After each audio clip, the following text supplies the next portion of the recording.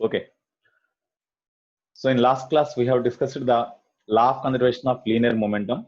So according to that, when no external force acts on the system, then the algebraic sum of all the linear momenta, the vector sum of all the linear momenta remains constant, or along any direction that remains constant when no external force acts on the system.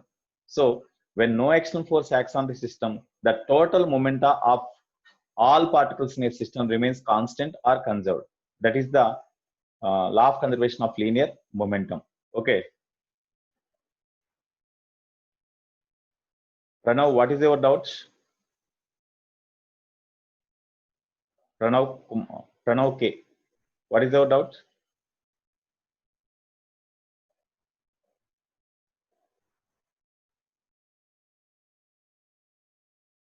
Okay. So today I want to discuss one more concept, equilibrium. Already we did some problems yesterday. Okay, today we have to discuss some another concept, equilibrium. It is just a matter of 5 minutes or 15 minutes. Then we can do some more problems based on the force, conservation of linear momentum. Next, equilibrium concept. Okay, right.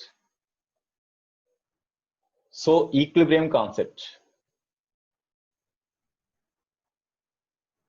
Equilibrium. Here, when no external force acts on a body, if the position of the body does not change with the time with respect to any other body, then the body is said to be at rest. But even though number of forces acts on a body in different directions, even then the position of the body does not change with the time with respect to any other body or with respect to the reference body, then the body is said to be under equilibrium.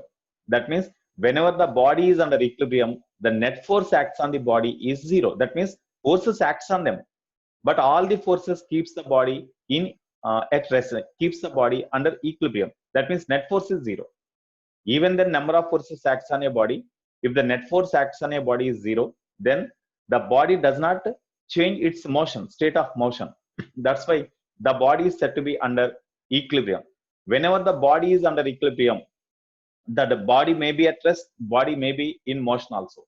Because whenever the net force acts on a body is zero, then the body can travel with constant velocity along the same direction. No?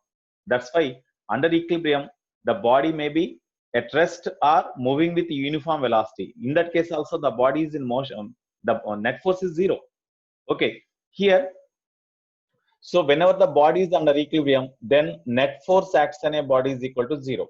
Suppose there are three coplanar forces. Here, these are the three coplanar forces, F1 bar, F2 bar, F3 bar acts in different directions like this. Okay, the angle between F2 and F3, that is alpha, say, F3 and F1, beta, and F1, F2, that is, say, gamma. Okay, now here these three forces acts on a particle at O. Here this is a particle, here it is particle. So three forces, coplanar forces, that means all forces lies in the same plane. Can the three coplanar forces keeps the particle in equilibrium? Is it possible or not? Can three coplanar forces acts on the particle, makes the particle to be under equilibrium or not? How many minimum coplanar forces required to keep the body in equilibrium is minimum number of coplanar non-collinear forces required to keep the body in equilibrium is 3. Okay, that's why here all these lies in the plane of the board. That's why these are no doubt coplanar. All these are non-collinear. That means no two forces acts along the same line because they are non-collinear. Okay, so here three non-collinear coplanar forces acts on the particle in different directions as in the diagram. Are these three forces keeps the particle in equilibrium? Means yes, the three forces can keep the particle in equilibrium. Suppose the particle is under equilibrium, net force acts on the particle is zero. Okay, whenever the net force acts on the particle is 0 like this, okay, then you can apply the Lami's theorem. According to Lami's theorem or law of science, according to Lami's theorem or law of science, according to Lami's theorem or law of science, okay, you see, here this is one of the forces, vector, no, one of the forces F1 by opposite angle, sine of opposite angle. For this force F1, what is the opposite angle? Alpha. That's why sine alpha we can write.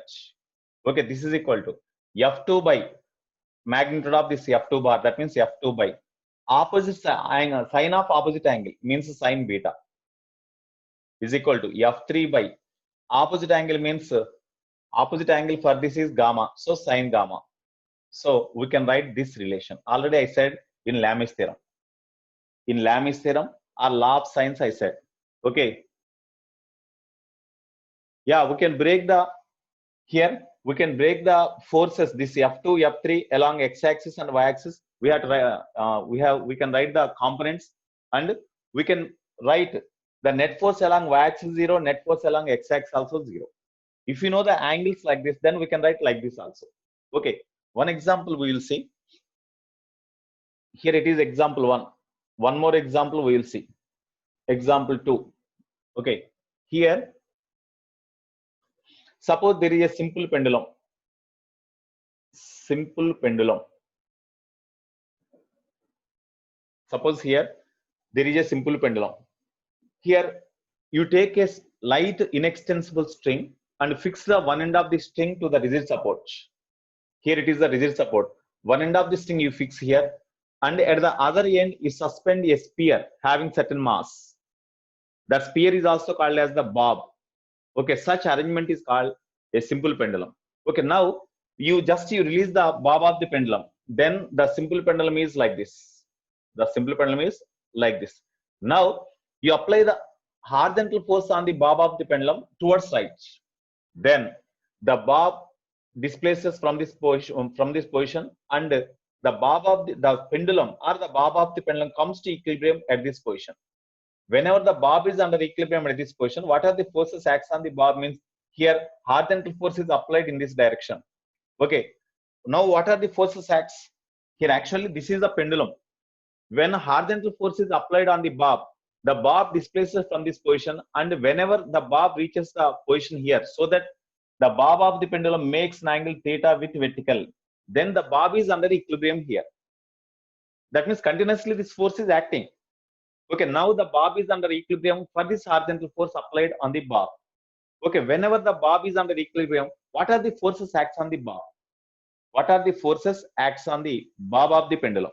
Okay, here one, applied force, horizontal force acts in this direction.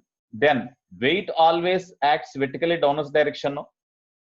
Okay, so these are the known forces acts here, because here definitely the resultant of these two forces lies in this direction. No? That's why the bob of the pendulum would come along this direction, but it is not happening. That means at the same time the string pulls the bob in this direction with a force called tension in the string. That's why tension in the string also acts in this direction. So these are the three forces acts on the bob of the pendulum to keep the bob under equilibrium. Okay, whenever here you see these three forces are coplanar, no? These three forces are coplanar forces, all lies within the plane of the board. That's why these three forces are coplanar forces. Okay, so three coplanar forces can keep the bob in equilibrium, no? These three coplanar forces can keep the bob in equilibrium. Okay, it is a W, weight of the bob, that is W. Now here I think this is also I said in vectors. Okay, if it is theta, then here of course this angle is 90, we know. Okay, suppose this is vertical line, then this is theta. So angle between F and T is 90 plus theta. This is 90, so 90 plus theta, and this is equal to this angle is 180 minus theta, no? Because this total angle is 180. From the theta you subtract, then 180 minus theta is the angle between weight and tension. Now you apply the Lami's theorem. You apply the Lami's theorem. When you apply the Lami's theorem, F by horizontal force F by opposite angle, sine of opposite angle means this only, no, 180 minus theta. That's why sine 180 minus theta is equal to weight mg by opposite this weight angle is theta plus 90 plus theta. That's why sine 90 plus theta is equal to, next, tension by opposite angle means opposite force are these two, angle between them is 90. That's why sine 90. This is the condition. Okay, according to Lami's theorem, we can write like this. Whenever the body is under equilibrium due to the action of the three forces, we can write the Lami's theorem like this. Okay, by ordinary method also, that means by using the component method also, we can find this relation. Here actually, as three forces acts on the body, on the same bob of the pendulum, three forces here, this is the pendulum. Three coplanar forces acts on the body in different directions, keeps the body in equilibrium. Then what is the vector sum of all the forces? Vector sum of all these three forces is equal to how much? 0. That's why this can be written as F bar vector sum of all the forces plus weight vector W bar plus tension vector, because tension is also nothing but force. That's why tension bar is equal to 0 bar. So this is the equilibrium condition in vector form. It is the equilibrium condition in vector form. In this case, what is the tension in the string? We have to find. In this case, what is the tension in the string? We have to find. Okay. For that, here we see, just I will draw the free body diagram of the bob. Free body diagram of bob of the pendulum, or bob simply. Free body diagram means we have to represent the bob by means of a point like this, and we have to note the different forces acts on the bob. That is the free body diagram of the bob. Okay, so here horizontal force acts in this direction. Okay, tension acts in this direction, and weight mg acts in this direction. Okay, of course this angle is 90, we know. Now you draw a vertical line like this. It is parallel. Definitely this line, along this line weight also exists. Okay, here this angle is theta, so here it is the horizontal line. Okay, that means it is along x-axis, it is along y-axis. Now we resolve this tension to components. As this component is adjacent to theta, then definitely this component would be t cos theta, and this component is now, because it is, this component is perpendicular to this component. That's why these are the two rectangular components, in which one component is t cos theta, then the other would be t sin theta. So when you resolve this tension into component, then you forget this tension. Here no tension is there now here, because we have resolved already. Okay, now along here, as the bob is under equilibrium, along any direction net force is 0. No, along any direction net force along x-axis is 0. Net force along y-axis is also equal to 0. Okay, so net force along x-axis means we can write, along x-axis means F minus t sin theta is the net force along x-axis, that is equal to 0, or F is equal to t sin theta, no, or along x-axis the forces acts on the body in one direction, that means F, that is equal to force acts on the same body in opposite direction, means t sin theta. Next, along vertical, weight mg in downward direction, and in opposite direction t cos theta. T cos theta. Okay, now divide these two. When you divide these two, then F by mg is equal to tt cancel sin theta by cos theta means tan theta, implies F is equal to mg tan theta, we can write now. So here the question may be asked like this: what is the horizontal force required to pull the bob of the pendulum through an angle theta? To pull the bob of the pendulum through an angle theta and keeps the bob in equilibrium at that position. What is the horizontal force required? Means F is equal to question mark. Theta will be given. Mg we know. Okay, that's why F is equal to mg tan theta. This is the horizontal force required to keep the bob in equilibrium at an angle theta. Next, in this case, whenever the bob is under equilibrium, what is the tension in the string? Tension they may ask. Here you see, you square these two, t square sin square theta plus t square cos square theta. T square sin square theta plus t square cos square theta. Just I am sparing these two. T square sin square theta means f square plus t square cos square theta means mg whole square. Mg whole square or w whole square. Okay, therefore, here you take t square common. Sin square theta plus cos square theta means 1. That's why it is equal to t square. That is equal to f square plus mg whole square. That implies tension T is equal to square root of f square plus mg whole square. This is the tension of the string. In this way, we can find. You see, from this formula also, we will get the same relation. F by sine 180 minus theta is equal to mg by sine 90 plus theta. Okay, sine 180 minus theta means sine theta only. Sine 90 plus theta means it is cos theta. So f by sine theta is equal to mg by cos theta. Or f is equal to, just you do cross multiplication, mg into sine theta by cos theta. Sine theta by cos theta, tan theta. So mg tan theta. Already we got no. So by any method we can find. By any method we can find this relation. Okay, this is one more example for equilibrium. Next, one more example that is very, very important.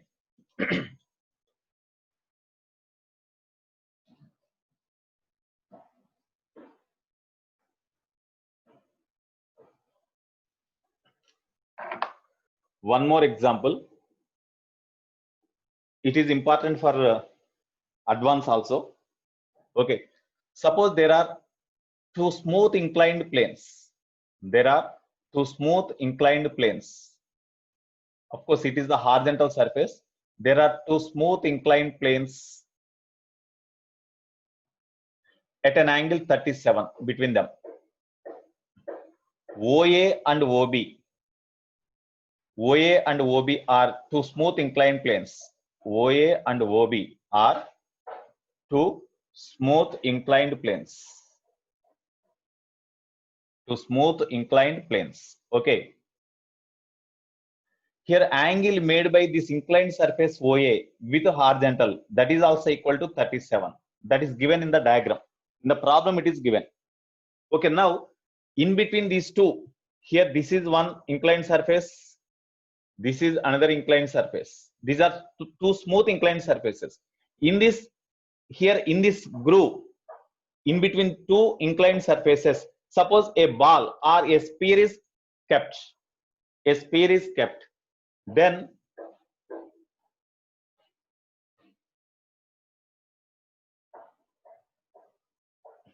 okay.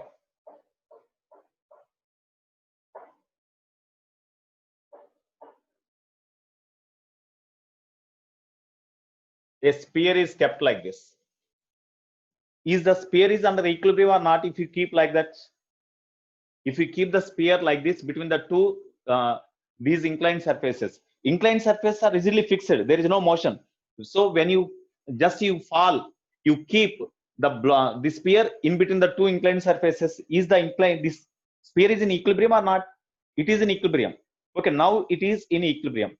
Whenever it is in equilibrium, what is the normal reaction exerted by this plane OB on this one? Suppose this is the plane 1, it is the plane 2. It is the plane 1, plane 2. So what is the normal reaction exerted by the plane 2 on sphere, plane 1 on sphere? That is the question they may ask. First of all, what are the forces acts on the sphere? Tell me, because no doubt it is under equilibrium. Under equilibrium, what are the forces acts on the sphere? Now you tell me, what are the forces acts on the sphere? One, very good. Weight always acts vertically, downwards direction. So here, weight always acts vertically, downwards direction. Shall I draw more large diagram? Shall I draw the large diagram to understand? Shall I draw large diagram? Okay. Right. Here you see, weight mg acts vertically, downwards direction. Okay, that is one force. Next, here you see, at this point of contact, because of weight, the sphere try to comes down by pushing the inclined planes. Here, because of this weight, the sphere try to comes down like this by pushing this inclined surface in this direction. But at the same time, the inclined surface exert the normal reaction or reaction force on the sphere perpendicular to the, you see, what is the direction of normal action? Means at this point of contact of the sphere and the inclined plane, you draw a perpendicular line onto this plane surface, then that is, if you draw a perpendicular line to the plane surface, definitely that will pass through. Okay, this is the normal reaction direction exerted by this plane on this sphere. Okay, next, at this point, what is the direction of the normal reaction? Here also, to this surface you draw a normal, to this surface you draw a normal, then that normal is passing through center. This is the direction of the, of course it need not be parallel to this one or not, it never be parallel here.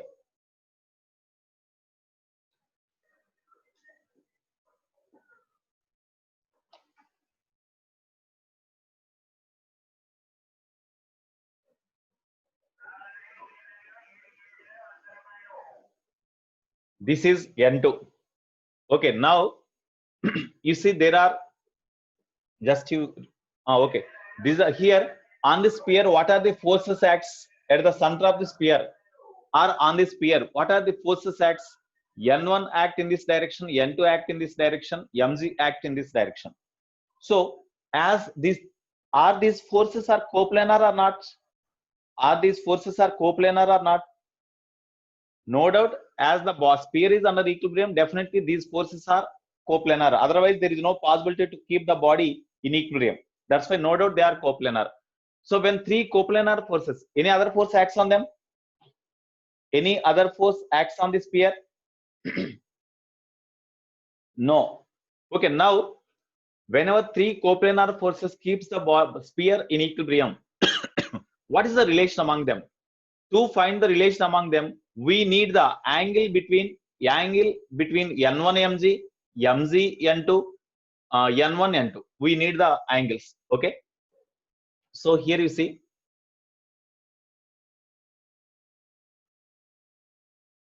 suppose here, if we draw the horizontal line at this point, if we draw the horizontal line at this point, okay, now this is normal, no? Because it is a perpendicular line drawn onto this one, so it is normal. Okay, now whenever this line intersect the,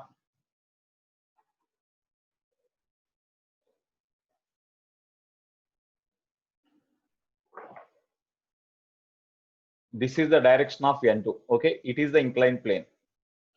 Here you see, as it is normal, if it is 37, definitely it is 53. No, this is 53. Okay. Next, what about the angles? If it is 53, as it is 90, if it is 53, it is 37. Okay, we can write. Next, here we say, here it is 90. No, you take this triangle, it is 37, so it is 53. This is 53. Okay, if it is 53, as it is 90, it is 37. Of course, we got 37 already. Okay, here we need this angle. How we can find? As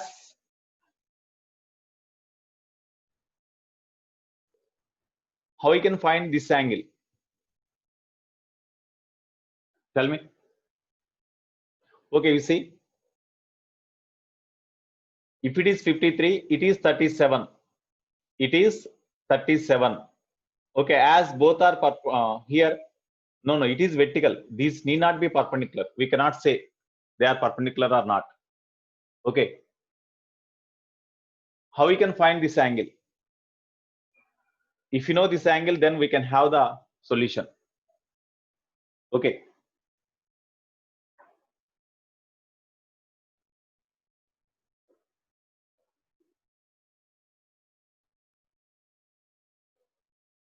What is the value? 53. No, I think it's not 53.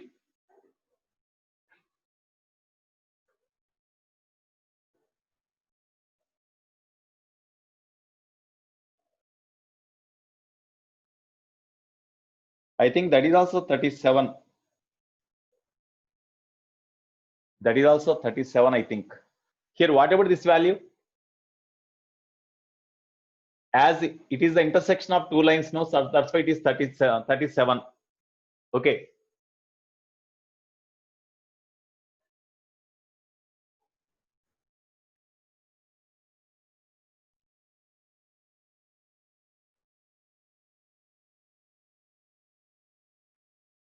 You see, you extend this line.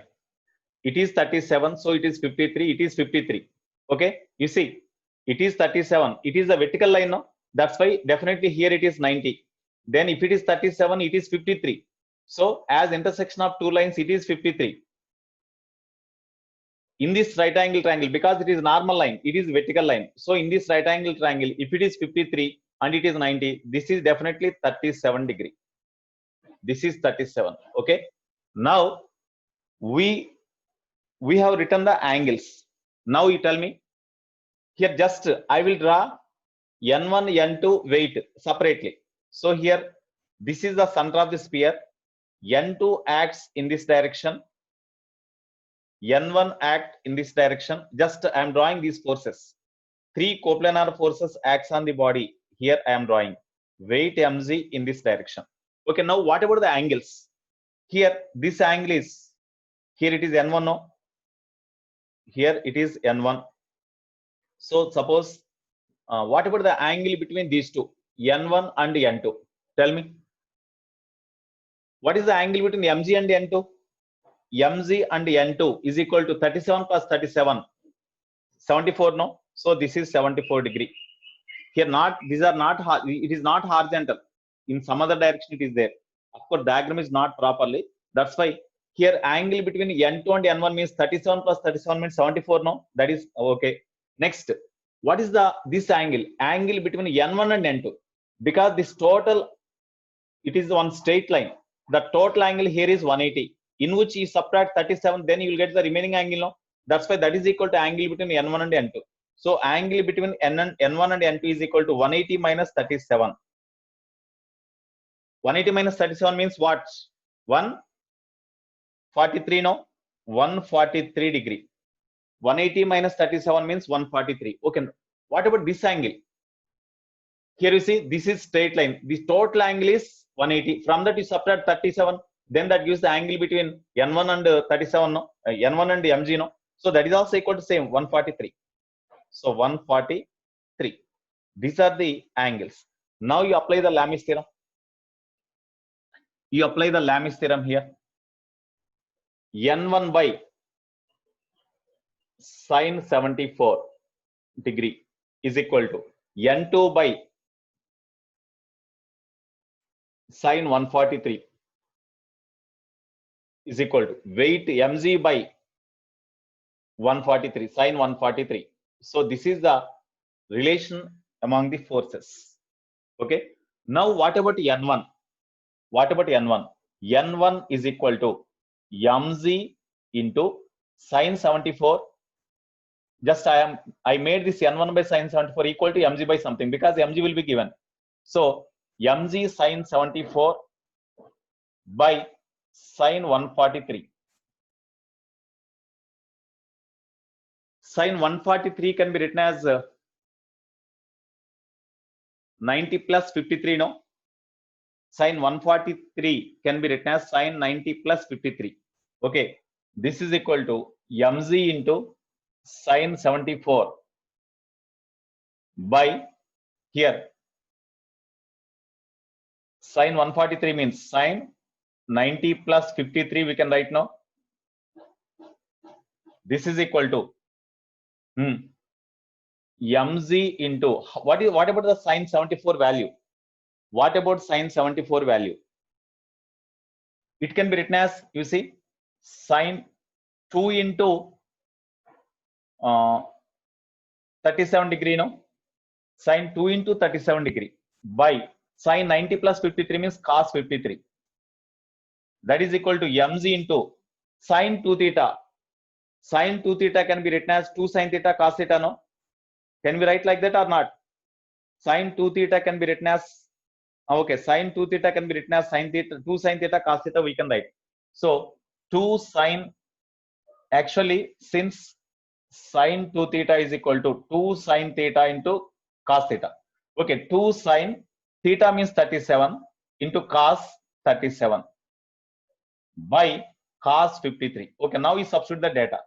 Weight mg into 2 into sin 37 means 3 by 5 into cos 37 means 4 by 5 into cos 53 means 3 by 5.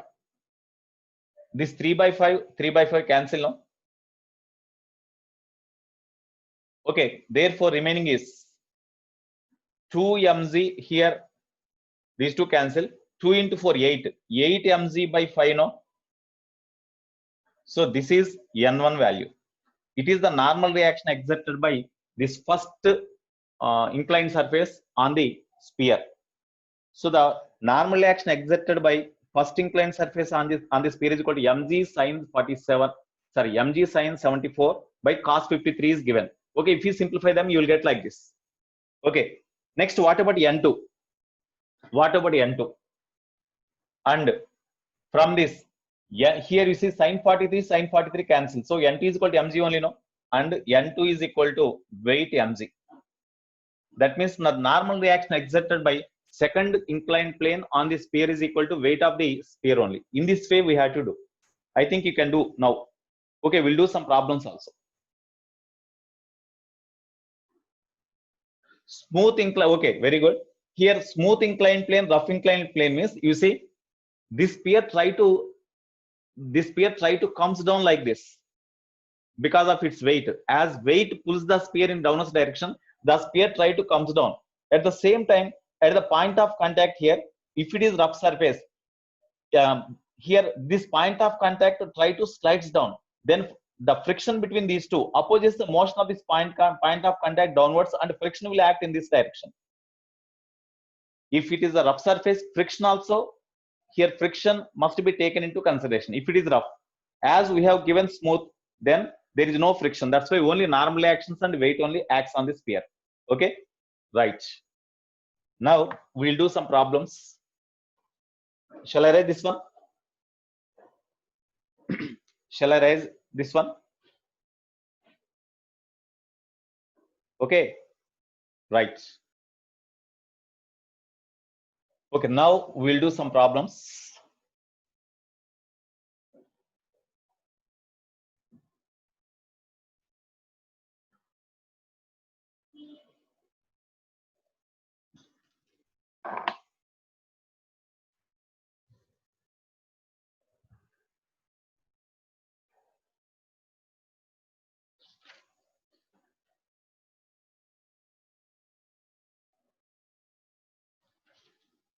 Okay.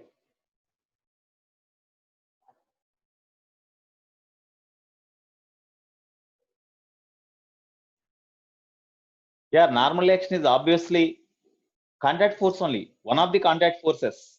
Because of contact only in between the plane and sphere, the reaction force n1 or n2 acts. That's why definitely normal action is the contact force. Definitely, not only in this case, anywhere, if normal action acts means that is because of contact only. That's why that they are called contact forces. Okay, Tushar.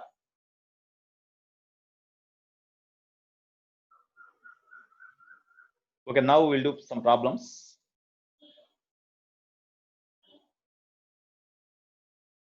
Right, you see, I think yesterday we have done first problem in this. No, not completed. Okay, from level 2 we have to do, because here that problem, you see, this problem already we have done. Fifth problem already we have done. Am I right? Fifth problem we have done already.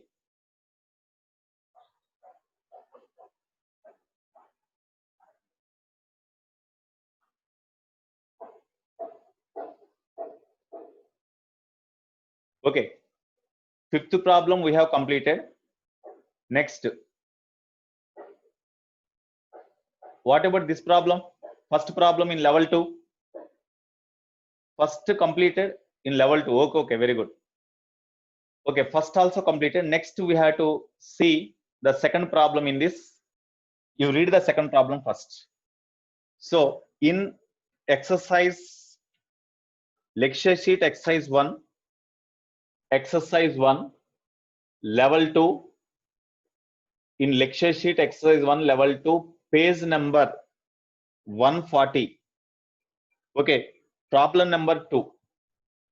It was, I think in advance, this problem was asked once. So read the problem. A force represented as shown in figure acts on a body of mass 16 kg. The body starts from rest. Here, the force acts on a body varies with time according to the graph given. Force acts on the body is taken along y-axis and time along x-axis. He drawn the graph so that up to 5 seconds, the force acts on the body is equal to 50 Newton. Okay, after 5 seconds, the force acts on the body is 75 Newton. 75 Newton. Up to 10 seconds. 10 seconds. Now, we have to verify the options. Okay, I think you have seen. Here you've seen the options. The change in momentum during the first second of due to the in the first 5 seconds of its motion is how much? Change in momentum of a body during the interval 2 seconds to 7 seconds. They asked. In this way, they asked the velocity of the body at the end of 7th second. Velocity time curve of the motion can be represented as something like that. It is given. Okay, now you see, we will discuss.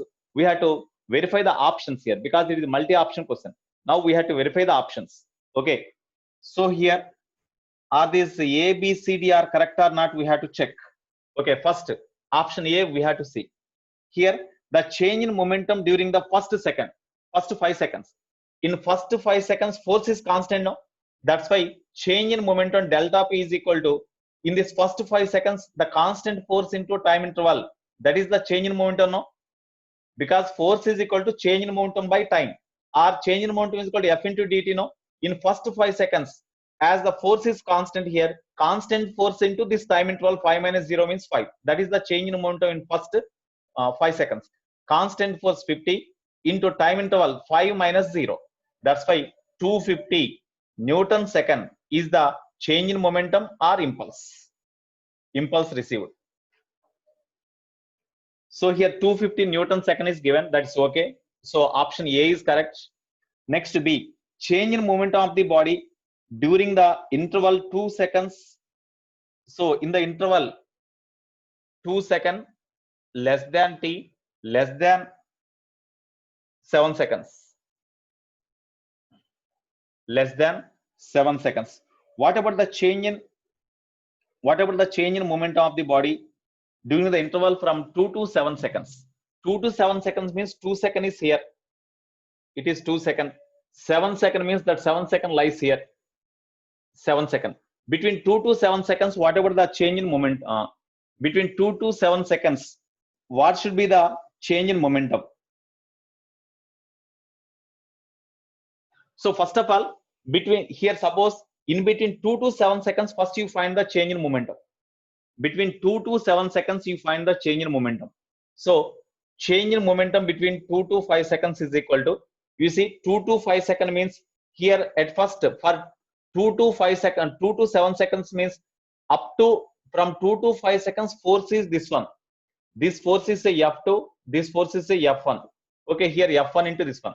Okay, in between 2 to 7 seconds, first from 2 to 5 seconds, the force is F1. From 5 to 7 seconds, force is F2. That's why first change in momentum due to force F1 in between 2 to 5 seconds. That means F1 into 5 minus 2, because the time interval is 5 minus 2, plus F2 into this time interval is 5 to 7 seconds. 5 to 7 means 7 minus 5, that is 2 seconds. This is equal to 3F1 plus 2F2. So 3 into, what about F1? F1 is 50, no? Plus 2 into, what about F2? 75. Therefore, this is equal to 150 plus 150, 300. That means in between 2 seconds and 7 seconds, whenever the time is equal to 2 seconds, whenever the change in time is equal to between 2 to 7 seconds, then what is the change in momentum means that is equal to 300 Newton second. Okay, but this t2 is greater than 2 seconds and less than 7 seconds. Time is greater than 2 seconds and less than 7 seconds. That means definitely the change in momentum must be less than this one. The change in momentum must be less than that one. So here it is given 250 Newton second. 250 Newton second. So definitely we have taken the time interval between 2 to 7 seconds. But here time is greater than 2 seconds and less than 7 seconds. In that time interval means definitely time interval is less than this one. When time interval is less than this one, then definitely change in momentum is less than 300 Newton second. So in the given answer, the change in momentum would be the given answer is 250 Newton second. Is 250 exist or not? Less than 300 means 250 is there, no? That's why this option is also correct. Next, C. The velocity of the body at the end of 7 seconds. The velocity of the body at the end of 7 seconds means, you see, up to 7 seconds you find the change in momentum. Initially the body starts from rest, that is given in the problem only. Initially the body starts from rest, that is given. Okay, after 7 seconds what is the velocity we have to find? Here velocity we have to find. Okay, so initial velocity is 0. Total change in momentum from time t is equal to from 0 to, because at the end of 7 seconds they asked from 0 to 7 seconds. What is the total change in momentum you find? Total change in momentum from t is equal to 0 to 7 seconds. That is equal to mv minus mu, which is equal to, okay, in 0 to 7 seconds, from 0 to 5 seconds, force F1 acts. That's why change in momentum in 5 seconds is equal to F1 into 5 minus 0. F1 into 5 minus 0 plus up to 7 seconds means already up to 5 seconds F1 force acts. From 5 to 7, 75 Newtons acts, no? F2 force acts, no? That's why F2 into 7 minus 5 seconds. Here F2 force acts for 2 seconds and F1 force acts for 5 seconds. That's why because of these forces, what is the total change in momentum? F1 T1 plus F2 T2 already I said. F1 T1 plus F2 T2 already I said. If they give 200, here you see, if they give 200, you find the momentum acquired in 2 seconds. First you find 15 to 200. So minimum momentum that can be acquired when t is equal to 2 seconds is 100. That must be greater than 100. Must be greater than 100. 200 is also possible. Okay, Pranav. Okay, right. Here mass means mass of the body is 16 kg. 16 into velocity v at the end of 7 seconds minus initial velocity 0 is equal to F1 means 50 into 5 plus F2 means 75 into 2. That is equal to 250 plus 150. That is equal to 400. So 16 V is equal to 400, or V is equal to 400 by 16. Okay. So 4 4s are 400s are 100 by 4. That means 25. Therefore, velocity at the end of 7 seconds is equal to 25 meter per second. Velocity at the end of 7 seconds is equal to 25 meter per second. So it is given 250 by 16. So that's not correct. C is not correct. Of course, in the options they may be given C also, but C is not correct. Okay. So C is wrong. Next, D. The velocity time curve of motion can be represented as, okay, here velocity time curve. Definitely as the body starts from rest, the 1 point lies here. 1 point lies here. You see here from 5 seconds up to 5 seconds, it is 5 seconds, it is a 10 seconds. Up to 5 seconds, as force acts on the body remains constant, acceleration is constant, no? Up to 5 seconds, as the force acts on the body, F is equal to ma, A is equal to F by m. F is constant, mass never be changed. That's why acceleration is constant, no? So up to 5 seconds, as acceleration is constant, what is the nature of the velocity time graph? In case of velocity time graph, whenever acceleration is constant, how we can draw? As initial velocity is 0. It is a straight line having positive slope passing through origin. Straight line having positive slope passing through origin up to 5 seconds. Up to 5 seconds, you will get the graph like this. Okay. After that, between 5 to 10 seconds, force will increase, but force remains constant, means in between 5 to 10 seconds, again force, the more force acts on them. That's why acceleration is more. As force is constant from 5 to 7 seconds, then acceleration is also constant, but acceleration is more. Whenever acceleration is more, the slope of the velocity time graph must be more, no? Because the slope of the velocity time graph means this angle, the tangent of this angle is the slope of the graph, which is equal to acceleration in case of velocity time graph. But here from 5 to 10 seconds, as the more force acts on them, acceleration will be more. That's why slope would be more. Slope would be more means you will get the straight line like this. You will get the straight line like this up to 10 seconds. Okay. Here, this slope, more slope indicates acceleration more here, less slope indicates less acceleration here, more acceleration. This is the graph. So option D is also correct now. Option D is also correct. So D is also correct. So these are the answers. Okay. Next, third problem. Yeah, A, B, D are correct. So if acceleration is less, then what is option B? Okay, option B, Tushar. You see, in option B, this time value, the time considered here is greater than 2 seconds and less than 7 seconds. Greater than 2 seconds and less than 7 seconds. So up to 2 seconds, up to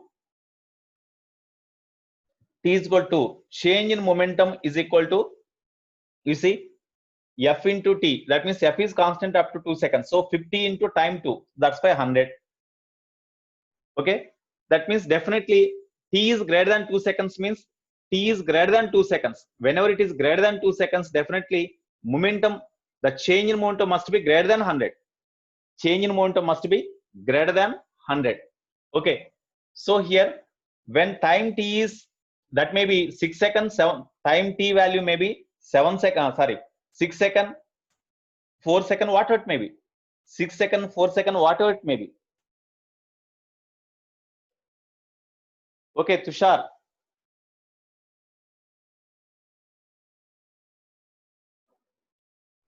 Okay, here this t value is equal to, time t is equal to, that may be 6 second or 4 second, like that, because it is greater than 2 seconds, less than 6 seconds, 7 seconds means maybe 3, maybe 4, maybe 5, or maybe 6, like that. In that cases, what about the change in momentum? Definitely up to 7 here, between 2 to 7 seconds, when we have taken change in momentum is equal to 300 Newton second, definitely that is less than this one. That is less than this one. Okay. Between 2 to 7 seconds, change in momentum is this one. But the time may be less than that one. That means from, we can take the 3 to 6 seconds. 3 to 6 seconds we can take. That is less than 300 Newton second only you will get. Less than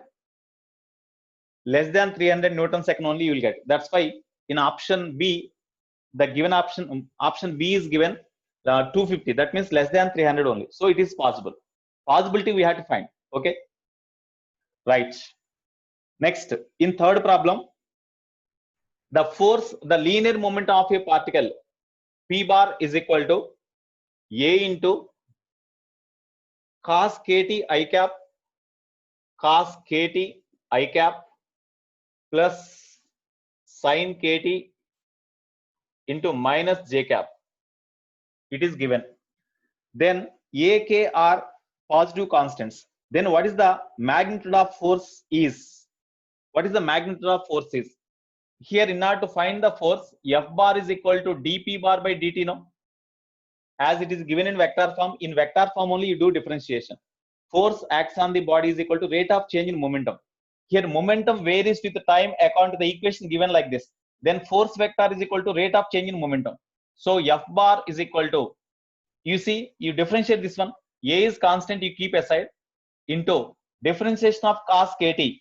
Cos kt means minus sin kt into coefficient of t is k, I cap. Here minus is there, so minus differentiation of sin kt means cos kt into coefficient of t is k, so we have to write k into, already minus I written here, into j cap. In both the terms you take minus common and k common, so minus a into, you take k also common, then remaining is sin kt into I cap plus cos kt into j cap. This is the force vector. What is the magnitude of this force? So in the option A, they asked the magnitude of the force. Magnitude of the force, option A, magnitude of force F bar modulus is equal to modulus of this one. When you take modulus, then this negative becomes positive, AK, into magnitude of this one. What is the magnitude of this one? Square root of I cap quotient square means sin kt square plus cos kt square under root. That means one only, no? That's why you will get AK only. AK into square root of sin kt whole square plus cos kt whole square. That is equal to 1 only you will get. Therefore, magnitude of force is equal to A into K. This is one of the answers, one of the options. Okay, that's why option 1 is correct.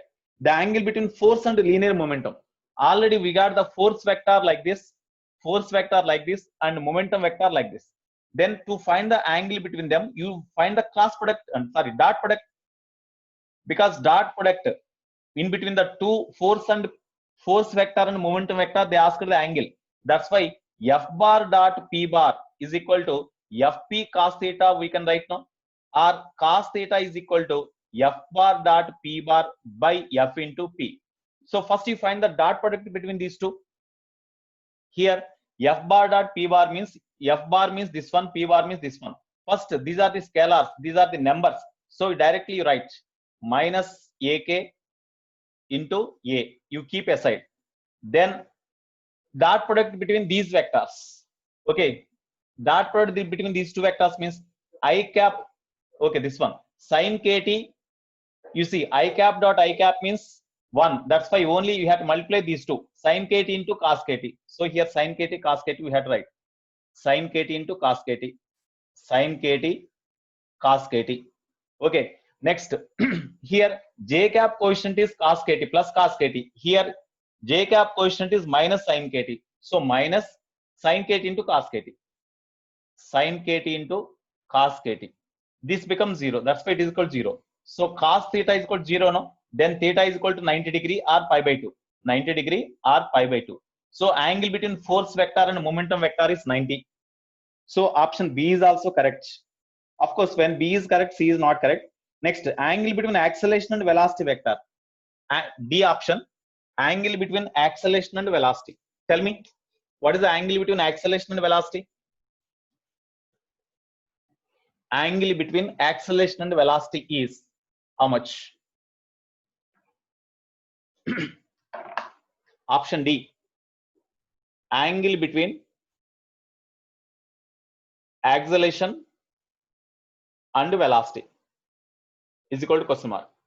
What is the angle between acceleration and velocity? Because acceleration is along the direction of the force. In which direction force acts, along the direction only acceleration is there. Velocity is along the direction of momentum. So whatever the angle between force and momentum, angle between acceleration and velocity is also same. So angle between acceleration and velocity is same as between force and momentum.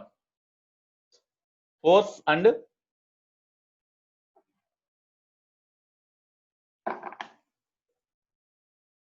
between force and momentum. Okay, that is equal to pi by 2. Okay, so option D is also correct.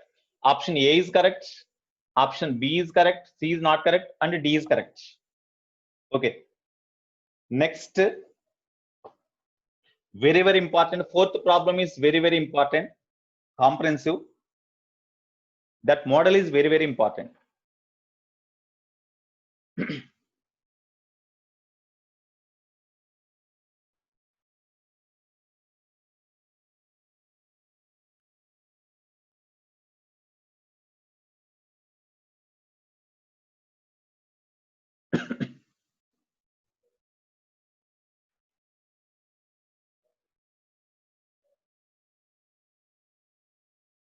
You see, fourth problem. All of you read the fourth problem.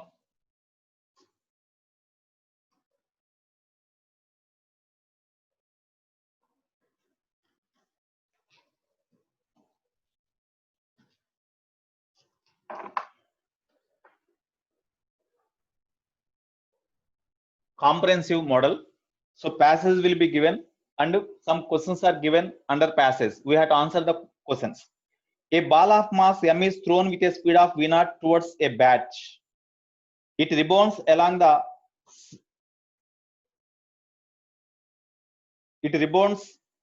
same direction with a speed 2v0.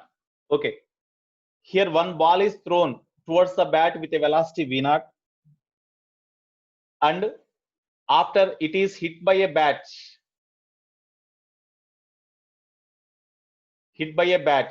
then it rebounds back with a speed 2v0 given. The variation of the interaction force between the bat and ball, that is given in the diagram. Variation of the force acts on the ball due to bat, which varies with the time, is given according to the graph like this.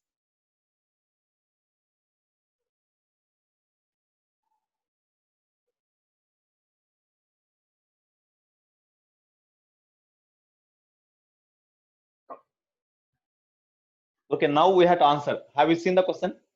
Now look at the board, all of you. Now you see, all of you. Here, a ball travels at a velocity v0 towards the bat. When ball is hit by a bat, then ball rebounds back with a velocity 2v0. That is given. Here the force exerted by bat on the ball varies with time according to the graph like this. At first, whenever the bat hits the ball, at the time the force exerted by bat on the ball increases from 0 to maximum value, and after maximum value is reached, then gradually the ball leaving the bat. While leaving the bat, force exerted by bat on the ball gradually decreases, and when ball loses contact with the bat after hitting, then force becomes 0. In this way, the force acts on the ball due to bat varies according to the graph like this. Okay, now from this graph we have to answer fourth one. Minimum force exerted by the maximum force exerted by the bat on the ball. Maximum force F max. Maximum force exerted by bat on the ball. No doubt from the diagram maximum force is F0 only. So F maximum is equal to F0. But in the answer, F0 is not there. In the answer, F0 is not there. Okay, answer is F0 only, because from the diagram where the maximum force acts means exactly at 40 time maximum force acts, which is equal to F0 only. This is only answer, but answer is not given in terms of F0. Answer is given in terms of MVT. That's why here we see you from 0 the area under the graph, because this force maximum force acts on the ball up to 40 time now. That's why up to 40 you find the area under the graph. You find the area under the graph. Area under graph up to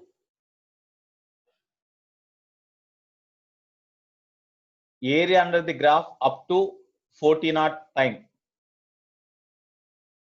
is, tell me, what is the area under the graph up to 40 time?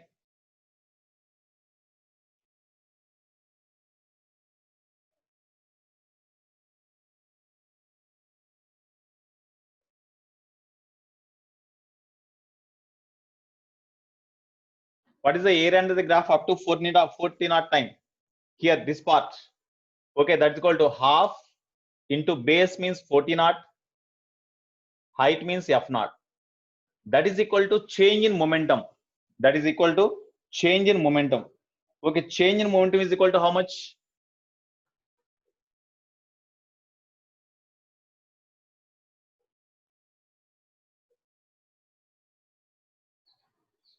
What is the question given? That velocity is it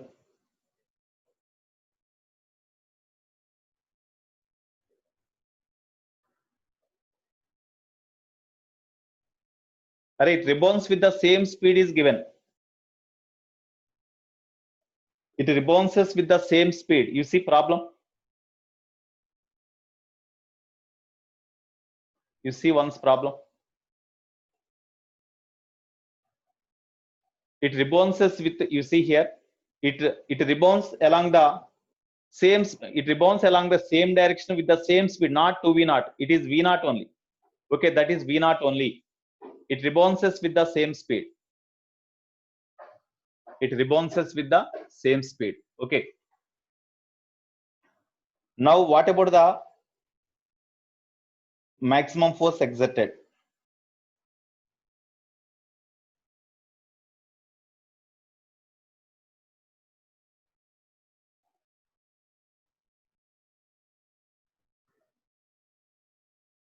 Yeah, mv0 by mv0 by printing mistake.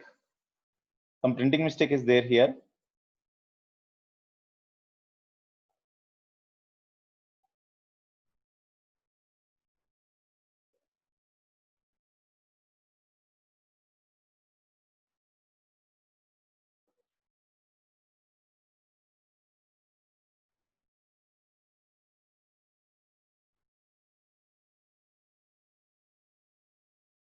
No, here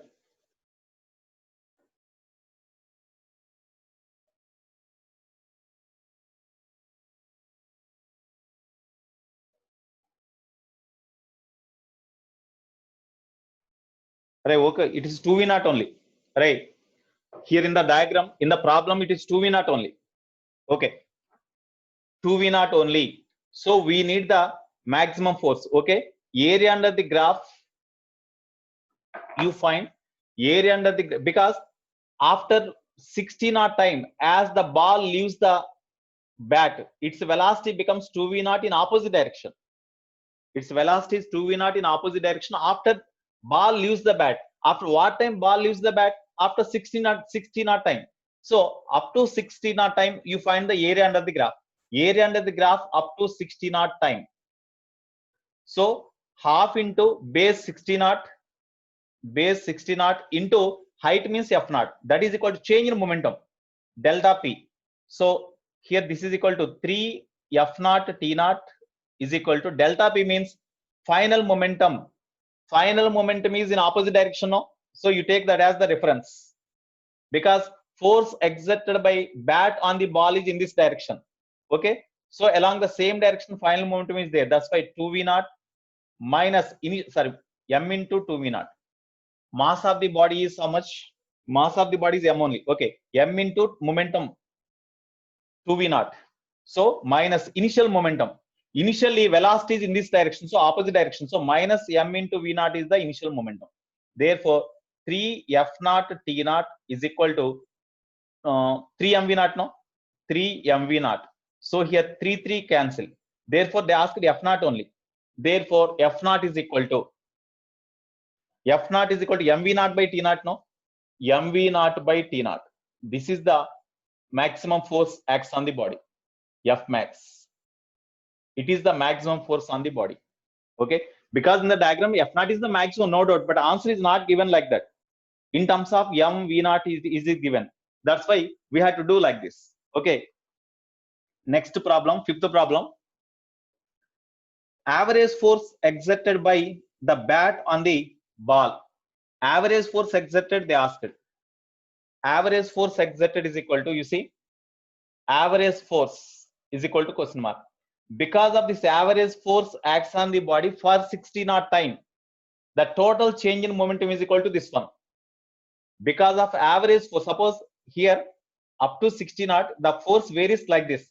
So if the average force acts on the body, they ask. That's why whenever the average force acts on the body for the same time 60 knot, whatever the change in momentum takes place in this body, same change in linear momentum must be there for this average force. That's why change in momentum in this time is equal to average force into 60 knot. That is equal to, what is the change? What is the area under the graph? Because this is equal to change in momentum. So F average into 60 naught is equal to total change in momentum is equal to area under the graph, because area under FT graph is equal to total change in momentum. No? So area under the graph. Already area under the graph we got here. Area under the graph is this one, 3 F naught T naught. You write 3 F naught T naught, or half into 60 naught into F naught. That is equal to 3 F naught T naught. This is equal to F average into 6 T naught. Okay. Therefore, T naught cancel. Therefore, F average is equal to F naught by 2. You will get F naught by 2. But answer is given in terms of V naught T naught only. But F naught is equal to, we got mv naught by T naught. No, that's why this is equal to mv naught by T naught by 2. Therefore, average force is equal to mv naught by 2 T naught. This is the average force. mv naught by 2 T naught is the average force. Next, sixth problem. In this only, sixth problem you see.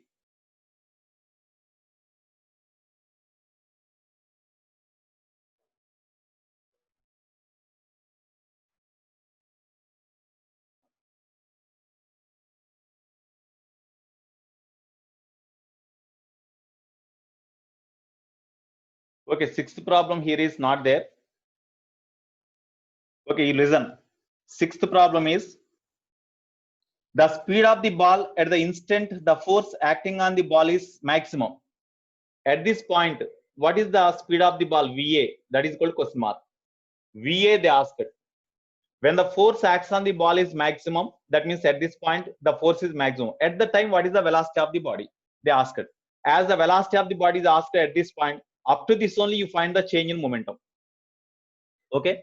Therefore, change in momentum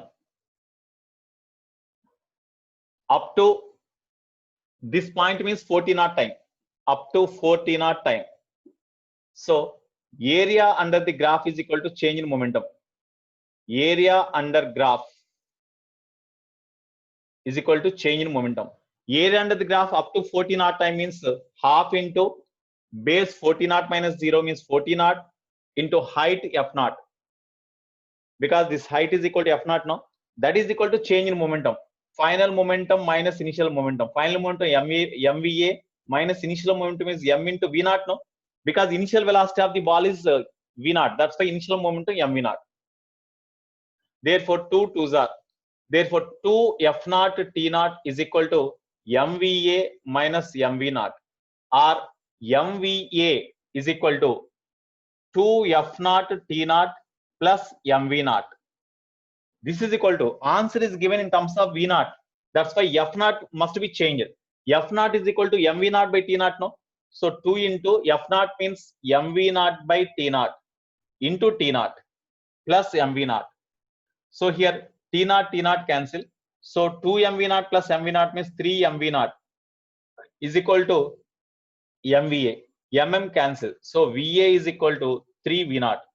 So at the instant whenever maximum force acts on the ball, what is the velocity of the body? What is the velocity of the body means that is equal to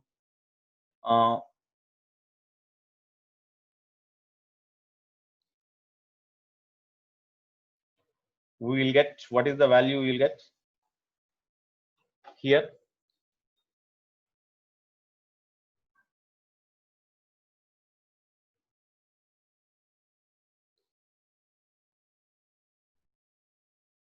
Okay, here you see velocity here is in opposite direction. No? Here you remember this point. MVA is in this direction, but MV naught is in opposite direction. That's why you have to write minus of minus plus V naught. We have to write. So minus of minus MV naught means. So here we will get.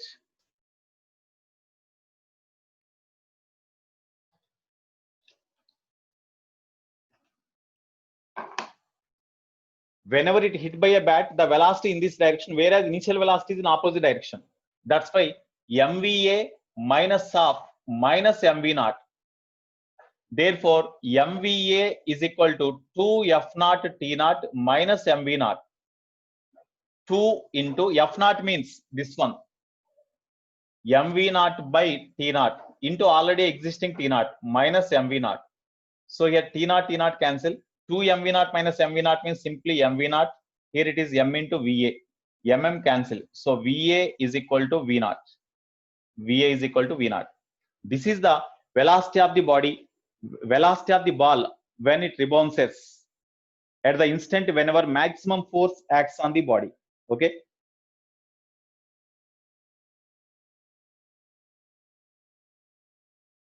No, not 3 times. Not 3 times. We have to consider the direction also, Suhas. We have to consider the direction also. Here, you see, area under the graph is equal to change in momentum. Final momentum minus initial momentum. Final momentum MVA minus final momentum is in this direction because force exerted by bat on the ball is in this direction. Final momentum is also in the same direction. That's why MVA minus initial momentum. Initial momentum is opposite direction. No? That's why minus MV naught we had to write. Suhas. Okay, that's why you will get the result like this. Next. Based on the equilibrium concept, we had to do some problems.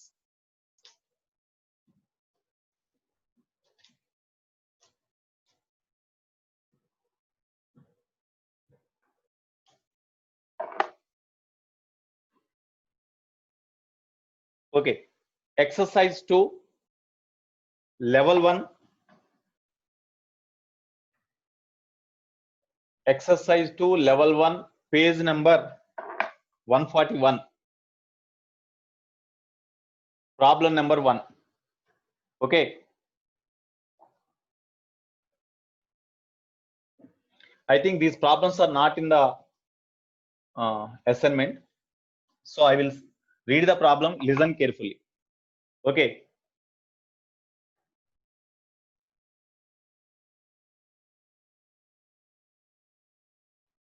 Yeah, we can take, no. We should not take like that. Acceleration is not constant, no. Force acts on the body varies from 0 to 40 knot time. We should not take that one. Pranav. No, we should not take like that. Because force varies with the time. It is not constant force. That's why we should not at all using V is equal to U plus AT like that. We should not use because V is equal to U plus AT can be used only when acceleration acts on the body remains constant. But here force varies with the time means acceleration is not constant, no. That's why we should not take Pranav. Okay. Here in this problem, acceleration is not constant. If force is constant, acceleration is constant. If force acts on the body remains constant, acceleration remains constant. Okay, Greninja. Okay. If force remains constant, then acceleration remains constant. Okay, right. Next, based on the equilibrium concept, problems are: a disc of mass 5 kg is kept floating horizontally in mid-air by firing 10 bullets per second vertically up. Here, once disc is floating, one disc is made to float by firing number of bullets like this. Okay, in that case, the mass of the disc is M1 say that is equal to 5 kg and mass of each bullet is 50 gram. 50 gram. Okay, it rebounds with the same speed. Suppose here velocity of each bullet is say U. Suppose velocity of the bullet with which it is fired is say U. After it makes collision with this one, it rebounds with the same speed that is given. After the bullet strikes the plate or disc, it rebounds with the same speed given. Then what is the number of bullets fired per second to keep this disc in space? So in order to keep the disc in the space like this only without fall, we have to fire the number of bullets by means of a machine gun. Then here what is the at what rate bullets are to be fired to keep the disc in equilibrium? Here you see, whenever the each bullet strikes here, the velocity with which the bullet strikes the disc is U. It rebounds with a velocity U. Okay, that's why here change in momentum of each bullet is equal to, general formula is mv minus mu. General formula is mv minus mu. Okay, change in momentum of each bullet.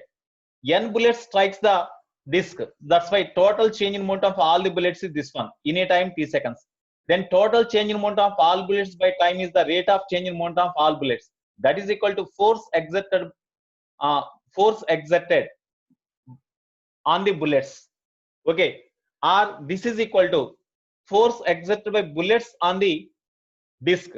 So whenever this amount of force exerted by bullets on the disc here, to keep this disc in equilibrium, this must be equal to weight of the disc m1z.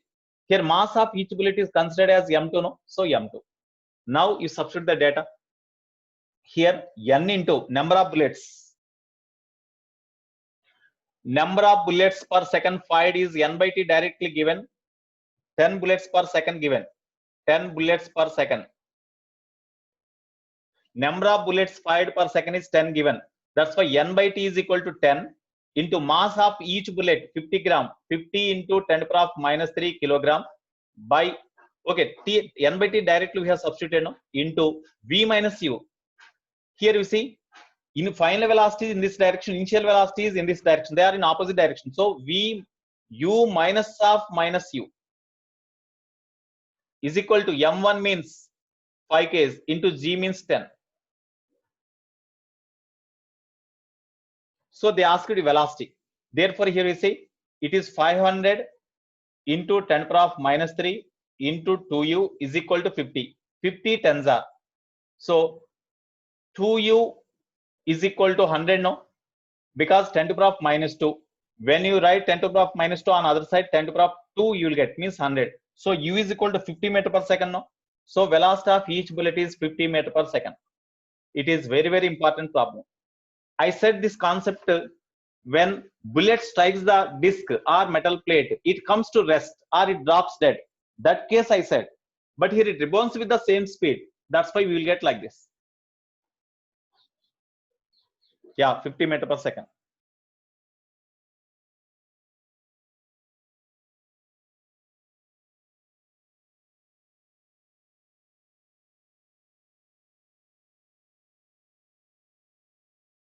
Change in momentum is only because of bat only. No, the force exerted by the bat on the ball is not constant. It varies with time according to the graph like this. No, force increases, reaches maximum value, then gradually decreases. That's why force acts on the ball when hit by the bat is not constant. It varies with time. Okay. No, it is 10 bullets per second given, not 100. Here is u is equal to v. Same. That's why instead of v also I substituted u only. Okay. Next. Second one, a mass capillum is suspended by a rope from a rigid support. It is pulled horizontally with a force F.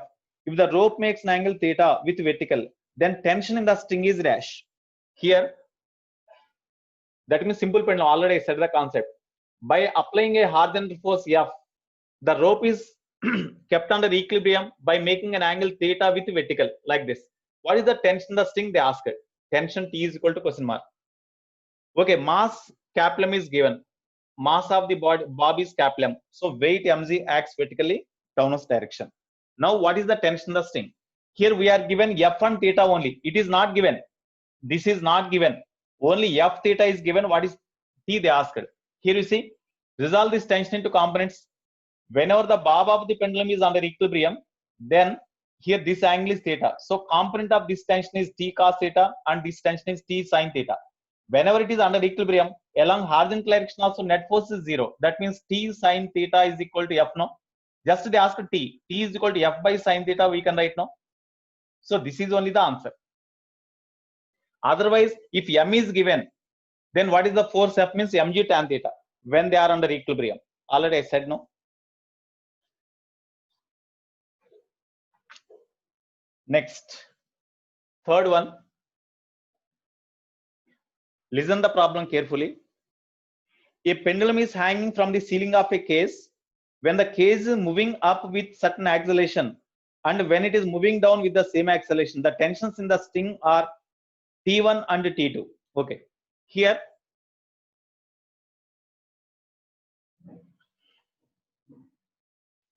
when the case moves horizontally, okay, here you see the pendulum is suspended to the ceiling of the case or elevator. When case move with certain acceleration upwards, then what is the tension in the string? That is given as T1. You see, when case moving upwards, the bob of the pendulum also move upward direction. No? At the time, what are the forces acts on the bob? Weight mg acts in downwards direction, tension T1 in upward direction. Even then, as the bob moves upward direction along with the elevator or case with an acceleration A, T1 is more or mg is more? T1 is more. So T1 minus mg is the net force, which is equal to mass of the bob into with what acceleration the bob moves equal to acceleration of the case. That's why it is equal to A. Therefore, tension of the string is equal to mg plus ma in first case. When case move upwards, when case move downwards, the acceleration T2 is equal to the tension of the string is equal to mg minus ma. We can write now, just like operant weight formula. Just like operant weight formula. Okay, this is T2. T2 is given. This is equation 1. This is equation 2. Okay, now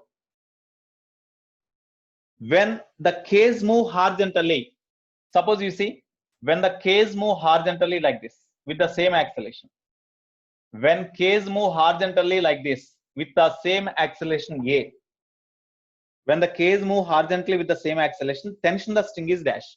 Okay, we know when the case move horizontally, then this simple problem is suspended like this only. But when it is moved horizontally, in which direction the bob of the pendulum displaces? Is it displaces in this direction or in this direction? Opposite to direction of motion of the case, no? Because as it is moving this direction, the bob of the pendulum, because of inertia property, the bob of the pendulum experiences the same force in this direction, ma. That is called pseudo force. Because with respect to this cart, with respect to this cart or case, if it is moving in this direction, with respect to this body seems to be traveling in opposite direction. Suppose here it is not fixed to this one. You remember this point. All of you listen to me. If this bob is not fixed to this one, just it is held like this in the space. Okay, it cannot move along with this cart or case. Suppose if the case move in this direction, when you sit in the case and if you see the bob is here only, but case is moving like this. So as case moving this direction with an acceleration A, the bob seems to be moving in backward direction with the same acceleration backward direction. That means the bob seems to be experiencing a force ma in backward direction. That is called pseudo force. Pseudo force is always acts opposite to the direction of motion of the body. That means in this direction. So on the bob there are, what are the forces? Tension acts in this direction, weight mg acts downwards direction, and ma in this direction. In this case, what is the tension they asked? In this case, what is the tension they asked? Okay.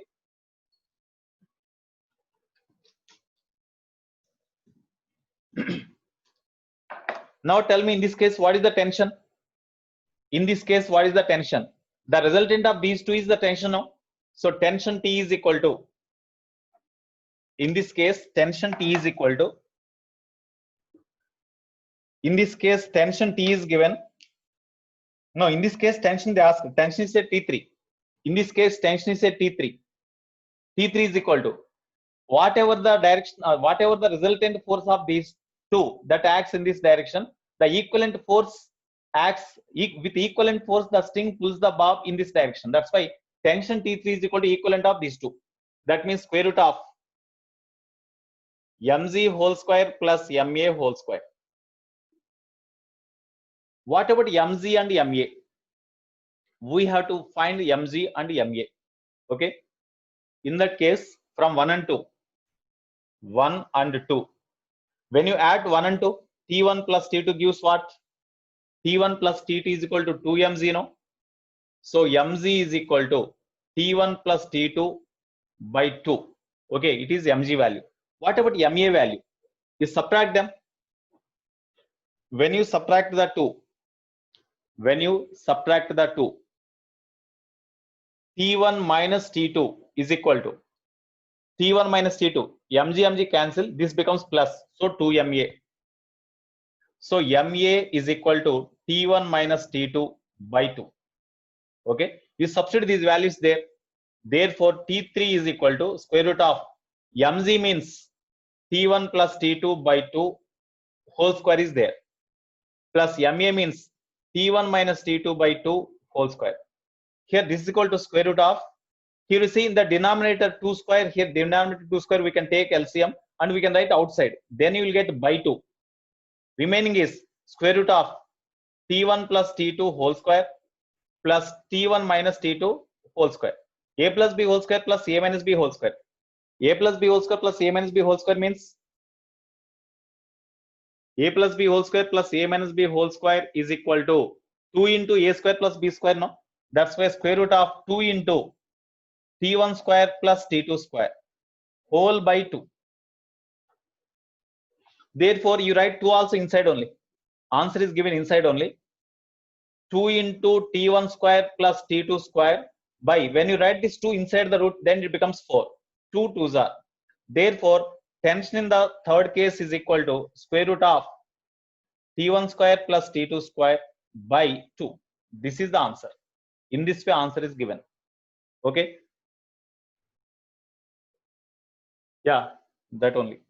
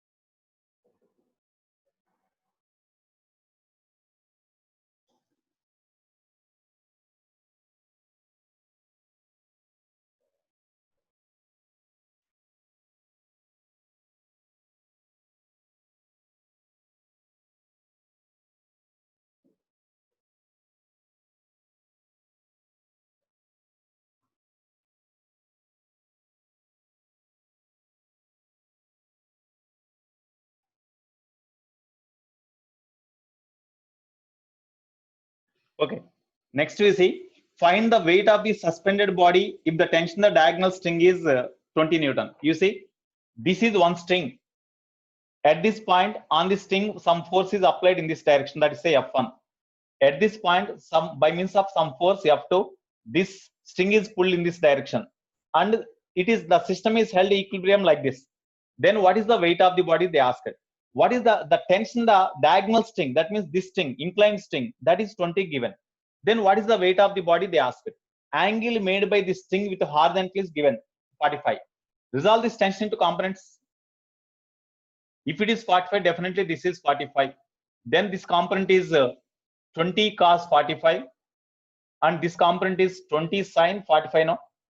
So as this point is under equilibrium along vertical direction at force 0, along vertical direction at force 0 means the force acts at this point in downwards direction is equal to W, because whatever the weight, with the same weight this string pulls the body in downwards direction, no? Okay, this here the force with which this string pulls this point in downwards direction is a T dash, that is equal to weight W. Because it is under equilibrium. Under equilibrium, whatever the tension is string, the same tension T dash acts on the block in upward direction. Even then it is under equilibrium means T dash is equal to W. T dash is equal to W. But the T dash acts at this point in downwards direction, because tension is always away from the point considered. So in this direction T dash acts. Okay, at the same time along vertically opposite upward direction 20 sin 45 acts. Even then along vertical direction, as it is under equilibrium, then this must be equal to T dash. So T dash must be equal to 20 sin 45. Therefore W is equal to 20 by root 2. That means 10 root 2 we can write now. So answer is, okay, this is equal to 10 root 2 Newton. Okay, this is equal to 10 root 2 Newton means 10 into 1.414 we can write now. W is equal to 1.414. W is equal to 1.414. Okay, therefore it is equal to 14.14, no? 14.14 Newton. This is the answer. So answer is 14.1 is the answer. Third option, second option is the answer. 14.14. So in this way you have to do. Okay. Today I will send the assignment to you. Of course, here in this, okay, this is the last problem. Now you see assignment once. Which problems you have to do, we'll check.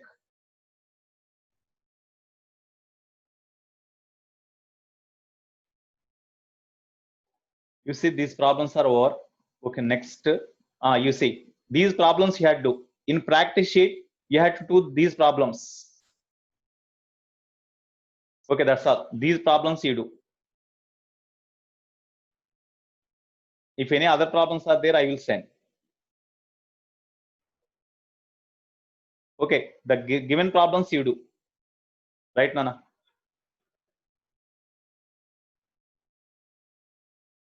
Right.